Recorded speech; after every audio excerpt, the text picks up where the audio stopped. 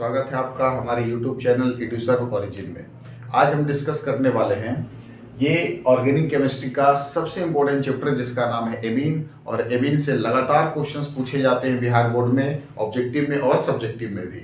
अब बड़े ही और आसान से सवाल होते हैं, बेहद आसान से क्वेश्चंस होते हैं। तो सबसे पहले आज हम डिस्कस कर लेंगे आपके 2 नंबर और 5 नंबर में कौन कौन से और कैसे कैसे सवाल क्वेश्चंस पूछे जाते हैं बिहार बोर्ड में आपके, और 2023 में आने वाले क्वेश्चंस भी सबसे ज्यादा इंपॉर्टेंट होंगे इस आज के वीडियो में।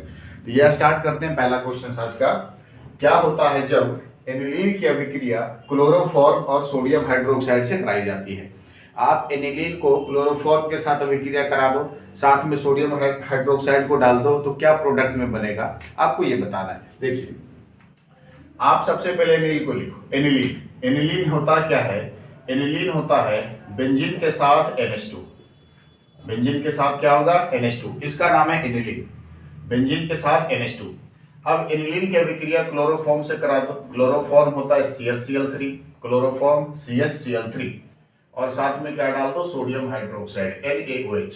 तो उत्पाद में क्या बन जाएगा? ये उत्पाद में बन जाएगा फेनिल आइसोसाइनाइड। फेनिल आइसोसाइनाइड का मतलब होता है NC, बेंजीन के साथ NC, फेनिल आइसोसाइनाइड, और साथ में बनता है सोडियम क्लोराइड, और यहां से बाहर निकल जाते हैं जल मोलिक्यूल।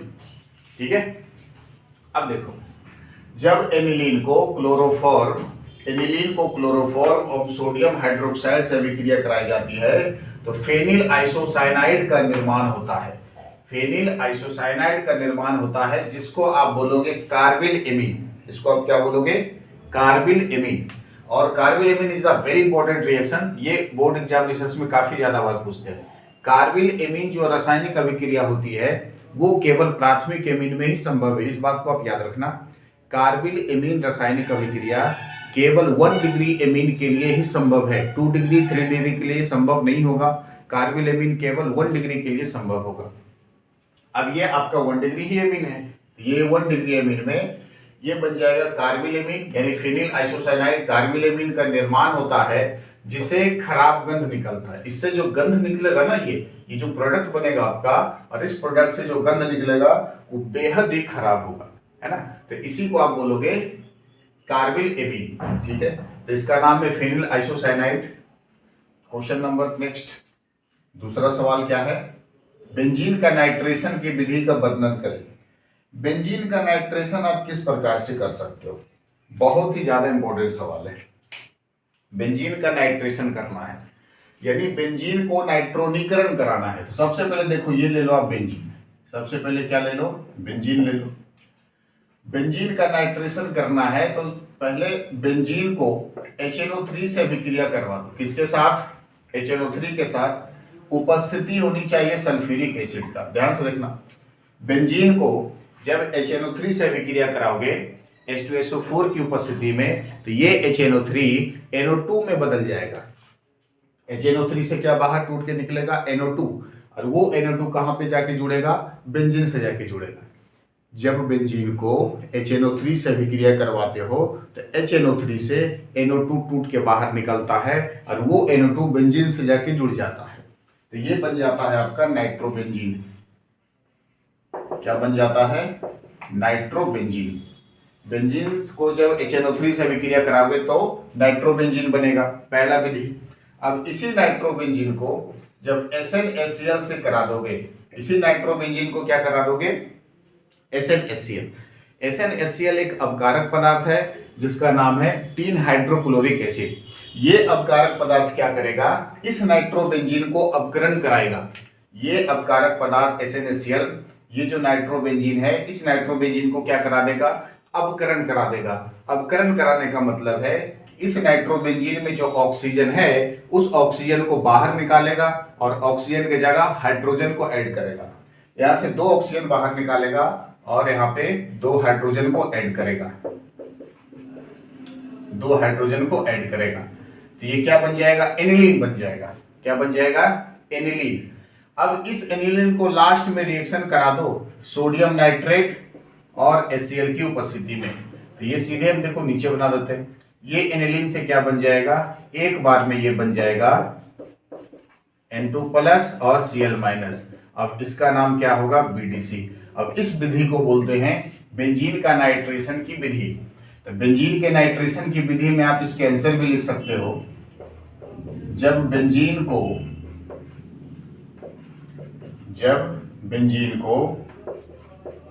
HNO3 से क्रिया कराने पर नाइट्रोबेंजीन कौन सा निर्माण होता है? नाइट्रोबेंजीन का निर्माण होता है। नाइट्रोबेंजीन का निर्माण होता है तथा SnHCl की उपस्थिति में, अब इसी नाइट्रोबेंजीन को क्या करोगे? SnHCl की उपस्थिति में अपकृत कराने पर, अब इसको क्या करा देना है? अपकृत। SnHCl की उपस्थिति में अपकृत कराने पर एनिलीन क्या बनेगा? एनिलीन का निर्माण होता है। एनिलीन का क्या होगा? निर्माण। एनिलीन का निर्माण होता है एवं NaNO2 HCl के साथ क्रिया करने पर, क्या करने पर? क्रिया करने पर क्या बन जाएगा? ये BDC बन जाता है। क्या बन जाता है? BDC बन जाता है। और आप इसी को क्या बोलोगे? इसी को आप बोलोगे बेंजीन का नाइट्रेशन। इसी को आप क्या बोलोगे? बेंजीन का नाइट्रेशन। बस इतना आप एग्जामिनेशंस में लिख देना, नंबर पूरे मिलेंगे। क्लियर है बातें? देखो, जब बेंजीन को HNO3 H2SO4 की उपस्थिति में विक्रिया करोगे तो ये नाइट्रोबेंजीन बन जाएगा। एकदम रिएक्शन एकदम सस्ता है, बस याद रखना है। नाइट्रोबेंजीन बनेगा। अब इस नाइट्रोबेंजीन को एक अपकारक पदार्थ SnHCl की उपस्थिति में जब रिएक्शन कराओगे तो ये नाइट्रोबेंजीन अपकृत होगा। अपकृत होकर एनिलीन बनेगा और इसी एनिलीन को सोडियम नाइट्रेट और HCl के साथ क्रिया कराओगे तो सीधे ये BDC बन जाएगा। क्या बन जाएगा? BDC is the very important. और इसी को क्या बोलेंगे? बेंजीन के नाइट्रेशन की विधि। यानी बेंजीन का नाइट्रेशन हुआ, यहां से जो नाइट्रोजन इसमें शामिल हुआ, जो लास्ट तक नाइट्रोजन शामिल रहा, इसी को बोलेंगे बेंजीन का नाइट्रेशन। क्लियर है बातें? अगले सवाल पे आ जाओ। क्वेश्चन नंबर 3 है, निम्न अभिक्रिया को पूर्ण करें। अब यहां पे ध्यान से देखो, ये रिएक्शन आप देखो, दूसरा नंबर का ये रिएक्शन आप अच्छे से देखो और क्वेश्चन नंबर 3 का रिएक्शन देखो। क्लियर है बातें? ये देखो, ये है आपका नाइट्रोबेंजीन। क्या है? नाइट्रोबेंजीन है। अब इस नाइट्रोबेंजीन को SnHCl से विक्रिया कराया जा रहा है। किससे कराया जा रहा है? SnHCl से। तो जब ये SnHCl से कराया जा रहा है तो A नंबर उत्पाद क्या बनेगा? अब ये है नाइट्रोबेंजीन, इसको विक्रिया कराया जा रहा है SnHCl से, तो ये उत्पाद क्या बन रहा है? बेंजीन के साथ NH2। क्या बनेगा? बेंजीन के साथ NH2। तो A नंबर उत्पाद यहाँ पे क्या बना दो आप? ये बना दो बेंजीन के साथ NH2। ये है बेंजीन और इसके साथ क्या? NH2। ये नंबर उत्पाद बन गया। चलो, अब इस बेंजीन के साथ जो NH2 है, इसको NaNO2 और HCl से विक्रिया कराया गया। किससे कराया गया? NaNO2 और HCl से। जब इस NH2 को, बेंजीन के साथ NH2 एनिलीन को NaNO2 और HCl से विक्रिया कराया गया तो B नंबर उत्पाद क्या बनेगा? यही आपको बताया ना। अब देखो, जब बेंजीन के साथ NH2 को सोडियम नाइट्रेट और HCl से विक्रिया कराया गया तो सीधे BDC बन गया। तो यही एनिलीन को सोडियम नाइट्रेट और HCl से विक्रिया कराया जाएगा तो ये क्या बन जाएगा? ये आपका बन जाएगा BDC।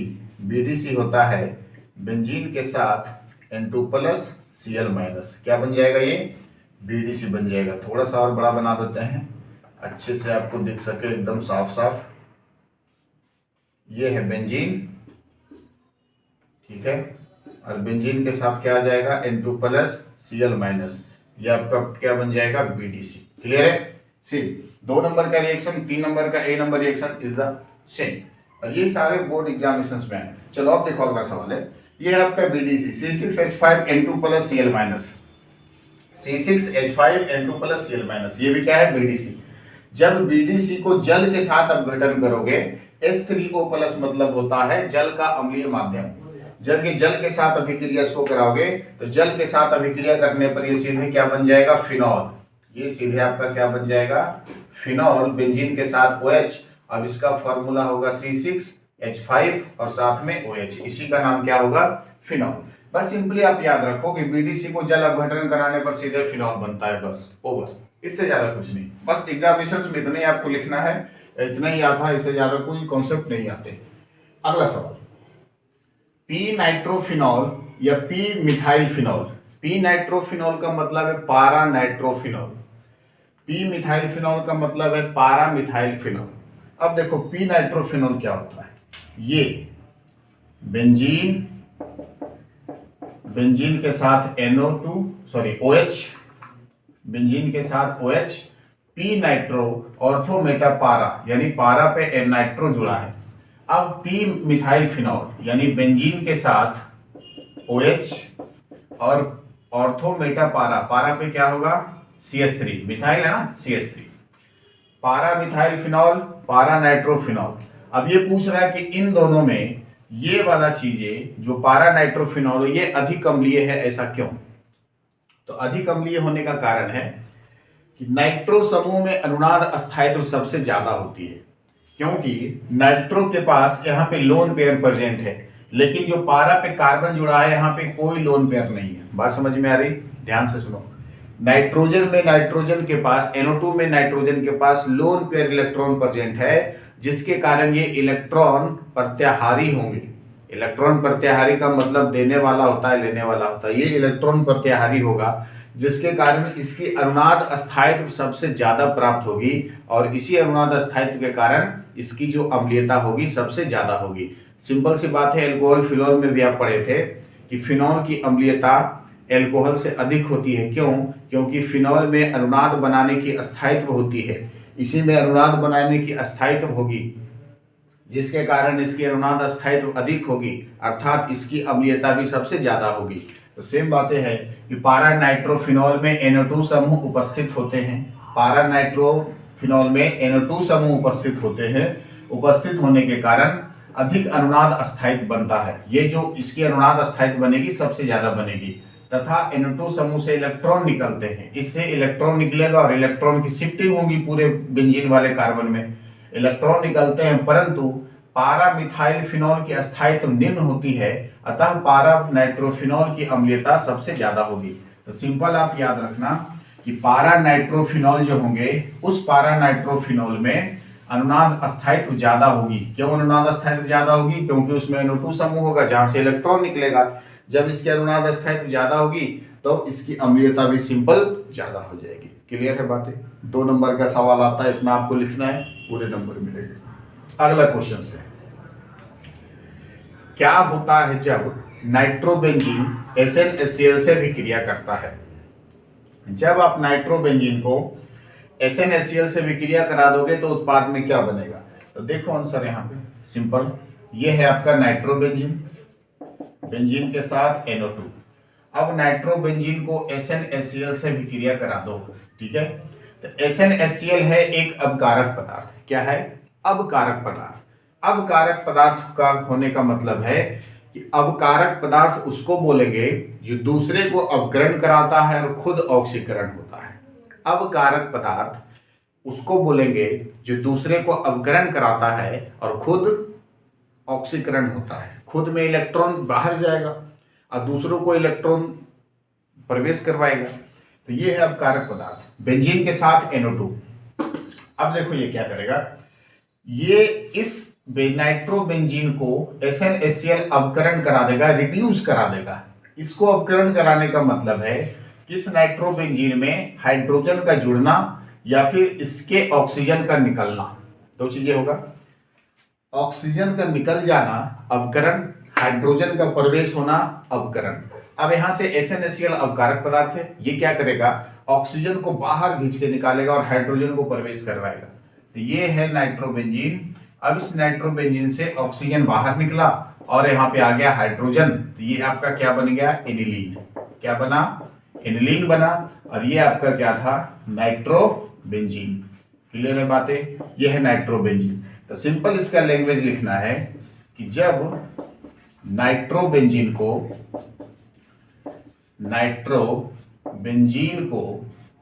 SnHCl, ये है अपकारक पदार्थ, या तो ऐसे लिख लूं, अपकारक पदार्थ SnHCl से अभिक्रिया कराई जाती है। क्या कराई जाती है? अभिक्रिया। SnHCl से अभिक्रिया कराई जाती है, तो अभिक्रिया कराई जाती है तो नाइट्रोबेंजीन क्या होगा? नाइट्रोबेंजीन अपकृत हो जाता है। कैसा हो जाता है? अपकृत। अपकृत होकर क्या निर्माण करेगा? एनिलीन। एनिलीन का निर्माण करता है। क्या बनेगा? एनिलीन का निर्माण करता है। ये लैंग्वेज लिखना आपको अनिवार्य है। क्लियर है? लैंग्वेज लिखना अनिवार्य है। अगर ये सवाल आ जाए तो रिएक्शन के साथ आप जब तक लैंग्वेज नहीं लिखोगे नंबर पूरे नहीं मिलेंगे। आप एक बार फिर से देख लो इसको। क्या होता है जब नाइट्रोबेंजीन SnHCl से विक्रिया करता है? जब आप किसी नाइट्रोबेंजीन को SnHCl से विक्रिया कराओगे, ये सीधे क्या बन जाएगा? एनिलीन बनेगा। एनिलीन बनेगा क्योंकि SnHCl है एक अपकारक पदार्थ। ये नाइट्रोबेंजीन को अपकरण कराएगा, मतलब ऑक्सीजन वहां से बाहर निकालेगा, हाइड्रोजन को प्रवेश कराएगा, तो इसको मतलब बोलेंगे अपकरण प्रक्रिया।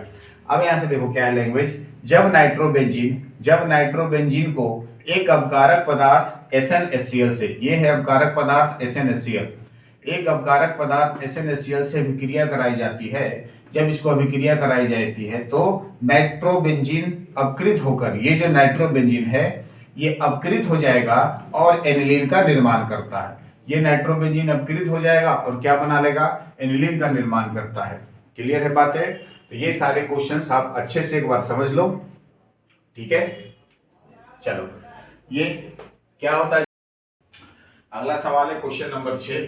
हॉफमैन ब्रोमामाइड अभिक्रिया का उल्लेख करें।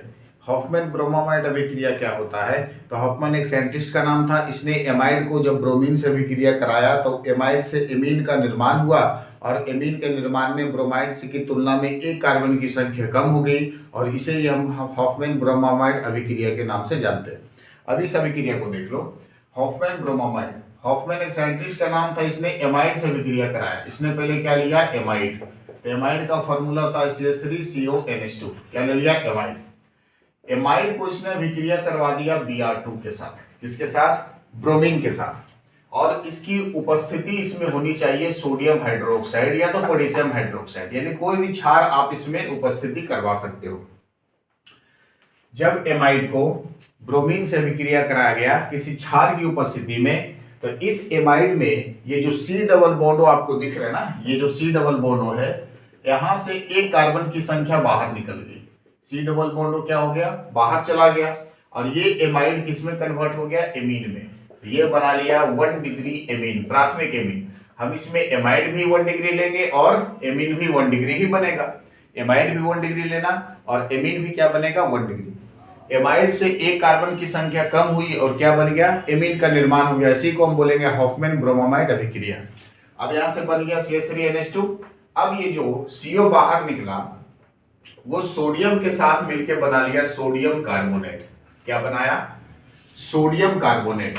और साथ में एक लवण भी बनेगा। क्या बनेगा? NaBr का लवण। और साथ में वाटर मोलिक्यूल भी बनेंगे। अब समीकरण को आप बैलेंस कर लो। देखो ब्रोमीन 2 है, एक ब्रोमीन, तो 2 ब्रोमीन होने के लिए 2 से मल्टीप्लाई करना होगा, तो 2 ब्रोमीन हो गया, ब्रोमीन 2। सोडियम 2 और 2 4, तो यहां से 4 से मल्टीप्लाई कर लो, सोडियम भी 4 हो गया। कार्बन 1 यहाँ पे, कार्बन 1, ऑक्सीजन 3 1 4, तो ऑक्सीजन हो गया 1 और ये 4, 4 1 5 हो गया ना। तो यहाँ पे 2 से अगर मल्टीप्लाई कर लेते हैं तो 2 से मल्टीप्लाई कर लेंगे तो 3 और 2 5 ऑक्सीजन, 4 1 5 ऑक्सीजन, 2 दूनी 4 हाइड्रोजन, 4 हाइड्रोजन। समीकरण बैलेंस है। तो सिंपली हॉफमैन ब्रोमामाइड अभिक्रिया जब एमाइड को ब्रोमीन के साथ किसी भी क्षार की उपस्थिति में अभिक्रिया कराया गया तो एमाइड से एक कार्बन की संख्या कम हुई और एमीन का निर्माण हो गया। इसी को हम बोलेंगे हॉफमैन ब्रोमामाइड निम्नीकरण अभिक्रिया। इसका 2 लाइन का थ्योरी आप लिख सकते हो। थ्योरी आप लिख दो। एमाइड को ब्रोमीन के साथ क्षार की उपस्थिति में, एमाइड को ब्रोमीन के साथ क्षार की उपस्थिति में अभिक्रिया कराने पर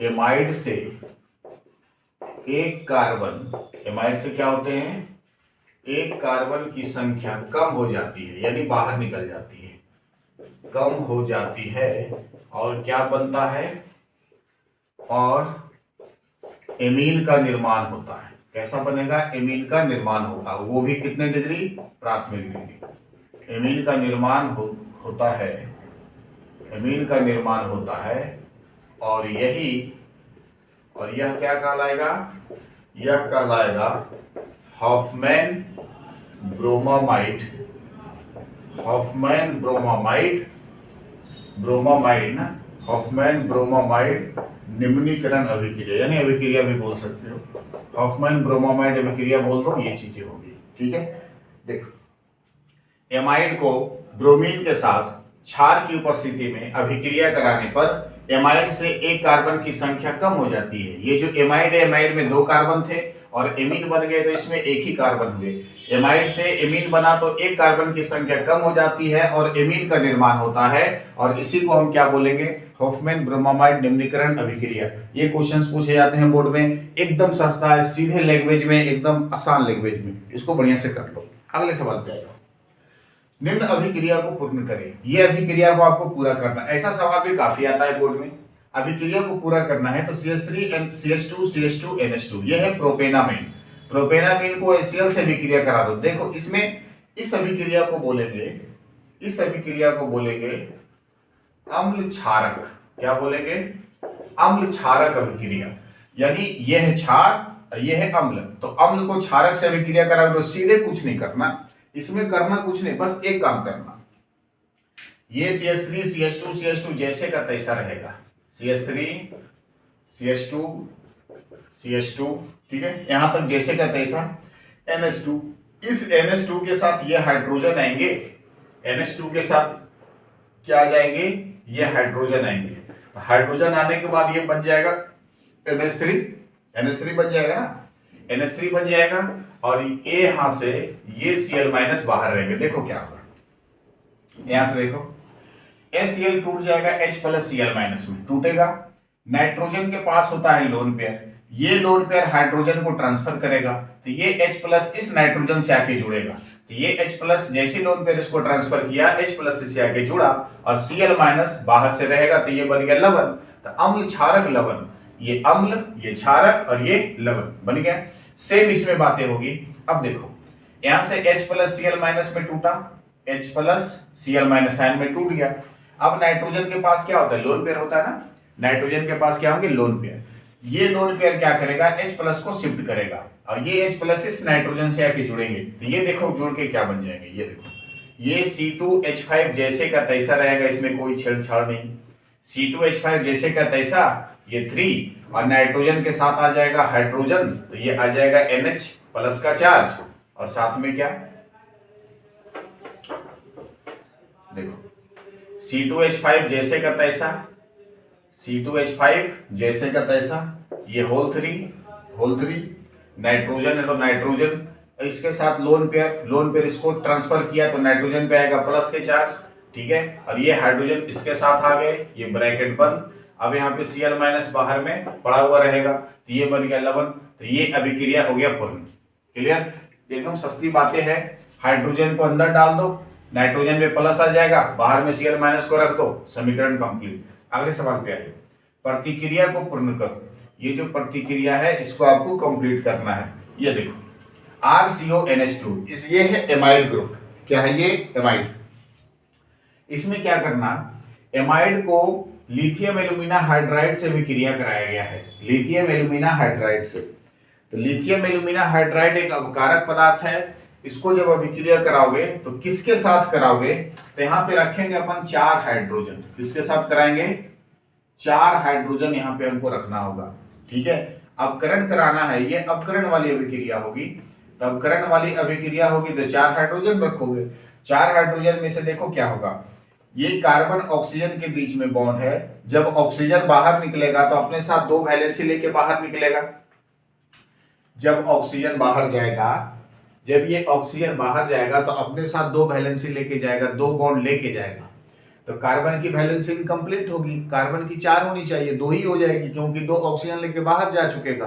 अब हाइड्रोजन 4 हैं, तो 4 हाइड्रोजन में से कार्बन की वैलेंसी को कंप्लीट करने के लिए इस 4 में से 2 हाइड्रोजन आएंगे और इस कार्बन से जाएंगे और 2 हाइड्रोजन इस ऑक्सीजन से जाएंगे।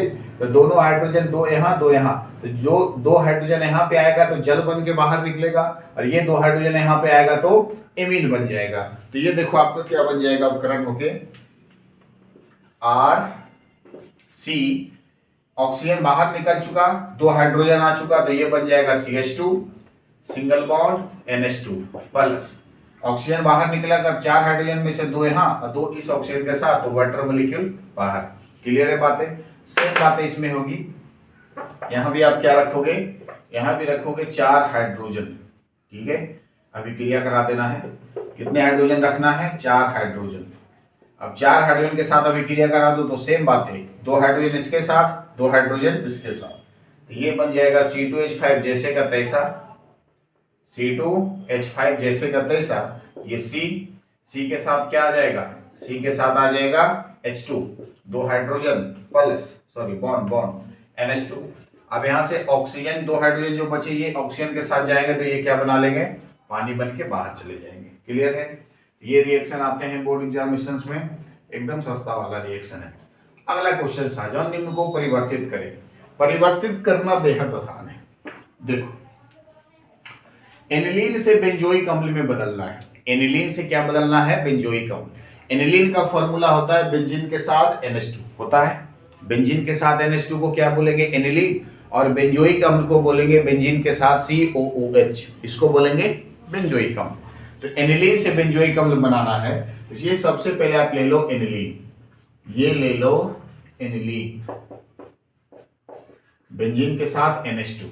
ठीक है, अब बेंजोइक अम्ल बनाने के लिए सबसे पहले आपको BDC बनाना होगा। BDC से बनाना होगा बेंजोसाइनाइड। देखो प्रोसेस क्या होता है अभिक्रिया का हम बता देते हैं। एनिलीन से पहले क्या बना लो? BDC। तो BDC बनाने के लिए सोडियम नाइट्रेट और HCl से विक्रिया कराना है, तो ये सीधे क्या बन जाएगा? बेंजीन के साथ आ जाएगा N2 प्लस Cl माइनस। क्या आ जाएगा? N2 प्लस और Cl माइनस, इसी का नाम होगा BDC। अब BDC को CuCN से विक्रिया करा दो। किसके साथ करा दो? CuCN के साथ। जब इसको CuCN के साथ करा दोगे तो ये सीधे क्या बन जाएगा? ये आपका बन जाएगा Cn, यानी बेंजीन के साथ साइनाइड आ जाएगा, ये बन जाएगा Cn। ध्यान दो, जब इसको CuCN से विक्रिया करा दोगे तो CuCl को लेके बाहर जाएगा, एक कॉपर एक क्लोरीन को लेके बाहर, तो जैसी Cl बाहर गया नाइट्रोजन फ्री हो गया, तो नाइट्रोजन फ्री होके उड़ जाएगा, बेंजीन अकेला बचेगा, इस बेंजीन के साथ आ जाएगा Cn माइनस, तो ये बन जाएगा बेंजोसाइनो, बेंजीन के साथ साइनाइड। अब इसमें क्या करना? बेंजोइक एसिड बनाना है। तो बेंजोइक एसिड बनाने के लिए इसमें अपन क्या करेंगे? वाटर मॉलिक्यूल डालेंगे, जल। तो Cn के साथ जैसे जल, एक रिएक्शन हम पिछले क्लास में किए थे, पिछले वीडियो में, कि जब साइनाइड हो और जल के साथ अभिक्रिया हो तो Cn सीधे क्या बदल जाता है? COOH में बदल जाता है। क्लियर है बातें? जब Cn हो और साथ में Cn के साथ जल अपघटन करा दो तो ये Cn क्या बन जाएगा? COOH बन जाएगा। Is the very important reaction. ये Cn क्या बन जाएगा? COOH, ये बन जाएगा तुम्हारा COOH, ये बेंजीन के साथ COOH। अब इसी का नाम है कार्बोक्सिलिक एसिड। क्लियर? क्या नाम है इसका? चलो नीचे बना दो, देखो इसका क्या नाम क्या है? Carboxylic acid. जल इसमें डाल दो, ये सीधे क्या बन जाएगा? बेंजीन के साथ COOH। अब इसी का नाम है बेंजोइक एसिड। क्या नाम है इसका? Benzoic acid. तो एनिलीन से आपने बेंजोइक एसिड बनाया। पहले एनिलीन को सोडियम नाइट्रेट और HCl से करके BDC, फिर BDC को कॉपर साइनाइड से करके फिनॉल साइनाइड यानी बेंजीन साइनाइड, फिर बेंजीन साइनाइड को जल अपघटन करा के बेंजोइक एसिड। जहां पे साइनाइड होगा जल अपघटन कराओगे तो ये साइनाइड सीधे क्या बदल जाएगा? कार्बोक्सिलिक एसिड में। और इसका मैकेनिज्म भी अपन देख चुके थे पिछले वीडियो में। एल्डिहाइड की टर्म कार्बोक्सिलिक वाले चैप्टर में ऐसा रिएक्शन आपको देखने को मिलेगा। पिछले वीडियो में भी है, इस वीडियो में भी उसका लिंक आपको मिल जाएगा, आप वहां पे चेक कर सकते हो। अगले सवाल में आ जाओ। एनिलीन से बनाना है 2,4,6 ट्राइब्रामो एनिलीन। एनिलीन से क्या बनाना है, पहले आपने बनाया एनिलीन से बेंजोइक एसिड, अब बनाना है एनिलीन से 2,4,6 ट्राइब्रोमो एनिलीन। अब ये एक लाइन का रिएक्शन है, ये रहा एनिलीन,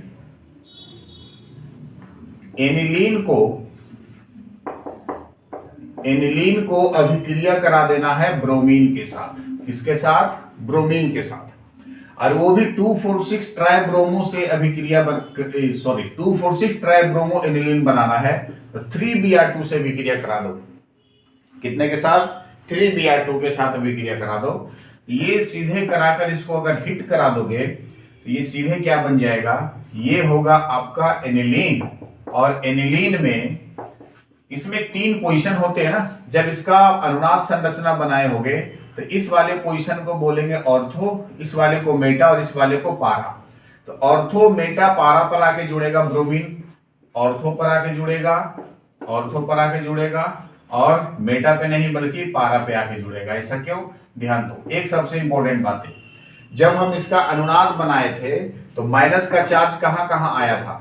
जब इसका अनुनाद बनाए थे तो अनुनाद बनाने में माइनस का चार्ज कहां कहां पे आया था? माइनस का चार्ज आया था ऑर्थो पर और पारा पर। जब हम अनुनाद संरचना बनाए थे तो माइनस का नेगेटिव का चार्ज आया था ऑर्थो पर और पारा पर। तो ये ब्रोमीन भी कहां कहां पे आके जुड़ेगा? ऑर्थो पर और पारा पर।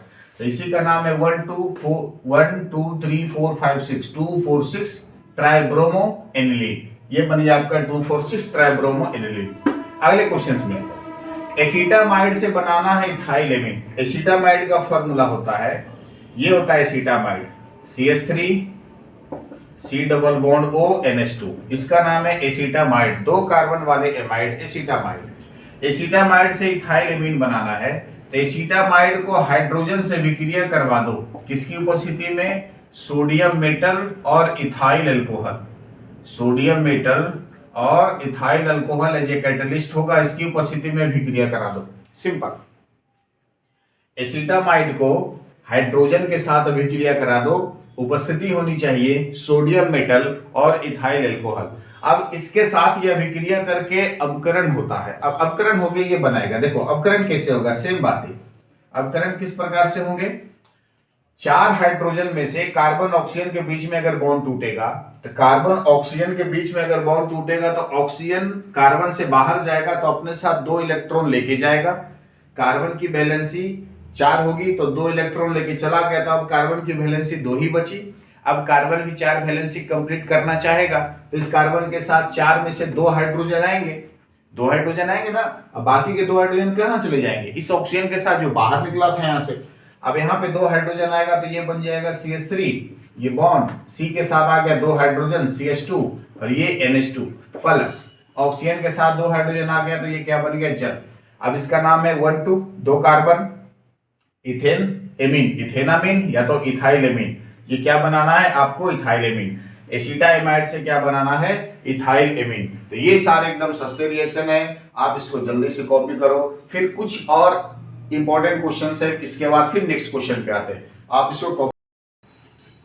चलिए अगले क्वेश्चन पे आते हैं। क्वेश्चन नंबर 10, इसके 9, क्वेश्चन नंबर 9 हो गया ना। क्वेश्चन नंबर 10, ये सवाल आईपीएससी ने, जिसको सब लोग इग्नोर करते हो, आईपीएससी नेम के इग्नोर मत करो। ये क्वेश्चंस आते हैं बोर्ड एग्जामिनेशंस में, आपको बनाना पड़ेगा। बेहतर मार्क्स चाहिए तो आपको बनाना पड़ेगा। अभी आईपीएससी नेम को इग्नोर करके चलोगे तो रिजल्ट गड़बड़ हो जाएगा। अब देखो आईपीएससी नेम इसे कैसे लिखोगे। इससे पहले पिछले वीडियो में हमने अपलोड भी कर चुका है आईपीएससी नेम का सारे। Total IPSC name alcohol, phenol, ether, carboxylic, aldehyde, ketone, amine, amide, सारे की आईपीएससी नेम आपको वीडियो मिल जाएंगे और सारे के लिंक इस वीडियो में भी मिल जाएंगे, या तो प्रीवियस वीडियो में जाके आप देख सकते हो। सारा वीडियो अपलोड है आईपीएससी नेम का भी। अब इसमें आप देखो आईपीएससी नेम कैसे लिखोगे। CH3 CH2 NCH3 CH3, ठीक है, ये मीन वाला है। अब यहां से ये देखना है कि नाइट्रोजन से 3 कार्बन का चेन दिख रहा है ना आपको, 1 2 3 कार्बन का चेन दिख रहा है। अब इसमें से जो सबसे लंबा कार्बन चेन होगा उसको अपन मेन चेन मानेंगे और बाकी के सब्स्टिट्यूएंट मानेंगे। जो लंबा कार्बन चेन होगा मेन चेन और बाकी को सब्स्टिट्यूएंट। अब 2 कार्बन वाला मेन चेन, इसको काउंट कर लेंगे 1 2, ठीक है। इसको अपन क्या कर लिए? काउंट कर लिए 1 2, 2 काउंट। ये आपका बन गया सब्स्टिट्यूएंट, ये भी बन गया सब्स्टिट्यूएंट। इसका नाम इथाइल, सॉरी मिथाइल, इसका भी नाम है मिथाइल। ये दोनों मिथाइल एन से जुड़े हैं तो नाम होगा एन कॉमा एन, 2 बार है तो डाई, और CH3 का नाम क्या है मिथाइल। क्या नाम हो जाएगा? N comma N dimethyl. दोनों मिथाइल एन से जुड़ा है तो N comma N di methyl, और CH3 CH2 का नाम है इथेन, और ये नाइट्रोजन से डायरेक्टली जुड़े हैं तो नाम होगा इथेनामीन। क्या नाम होगा इसका? इथेनामीन। ये तो IPAC नेम हो गया। कॉमन नेम की अगर बात कर लो, common name ethyl di methyl, methyl methyl, 2 बार मिथाइल 1 बार इथाइल, इसका कॉमन नेम होगा इथाइल डाई मिथाइल, और एन को क्या बोलोगे? एमीन। ये इसका क्या हो गया? Common name. क्लियर? इसमें आ जाए IPAC नेम। ये एमाइड ग्रुप का है। एमाइड का भी IPAC नेम के वीडियो आपको मिल जाएंगे इस वीडियो के लिंक में, और साथ में वीडियो वाले ग्रुप में भी जाके देखो तो एमीन और एमाइड सारे एक साथ है। 1 2 3 इसमें काउंट कर लेंगे 3 कार्बन, 1 2, दूसरे पे ब्रोमीन है तो नाम होगा 2 ब्रोमो, दूसरे पे ब्रोमीन है तो 2 ब्रोमो। अब 3 कार्बन को क्या बोलोगे? प्रोपेन। एमाइड लगा हुआ तो क्या नाम हो जाएगा इसका? प्रोपेनामाइड। प्रोपेनामाइड, 2 ब्रोमो प्रोपेनामाइड। क्लियर है? अगले IPAC नेम पे आ जाओ। नाइट्रोजन के साथ इधर भी चेन इधर भी चेन, नाइट्रोजन के दोनों तरफ है कार्बन के चेन, नाइट्रोजन के दोनों तरफ कार्बन के चेन आपको दिख रहे हैं। जो सबसे लंबा चेन होगा उसको मेन चेन, और जो छोटे कार्बन चेन होगा उसको सब्स्टिट्यूएंट।